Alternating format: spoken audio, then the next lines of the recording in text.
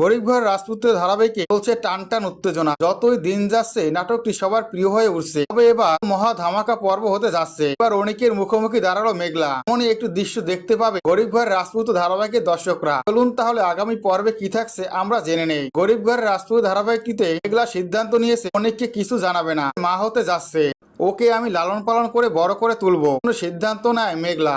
অফিসের জন্য বেশ কিছু জিনিস কিনতে চায়, তাই বাহিরে একটি দোকানে চলে আসে। জিনিসগুলো নিয়ে অফিসটি সাজাবে। মেঘলা এসে অনেক জিনিস পছন্দ হয়, সেই জিনিসগুলো দোকানদারকে প্যাক করতে বলে। এই মাঝে সেখানে বৃষ্টিকে নিয়ে অনেক চলে আসে। বৃষ্টিকে বলে কোনটা নিবে দেখো। বৃষ্টিকে অনেক কিছু দেখায়, কিন্তু বৃষ্টির কোনোটাই পছন্দ হয় না। এরপরে মেঘলার পছন্দ করে রেখে যাওয়া সেই ঘোড়াটি অনেক হাতে নেয় আর বৃষ্টিকে বলে এটা কেমন লাগছে।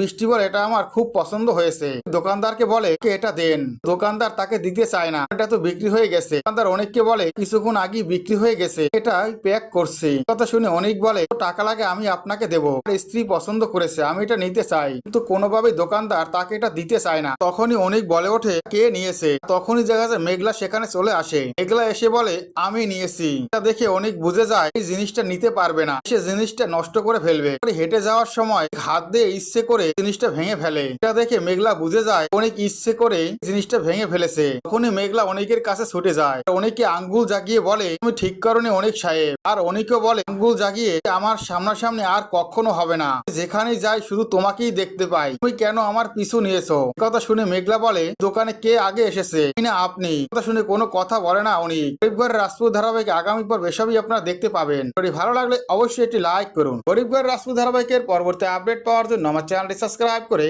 বেল আইকন অন করে রেখো। ধন্যবাদ।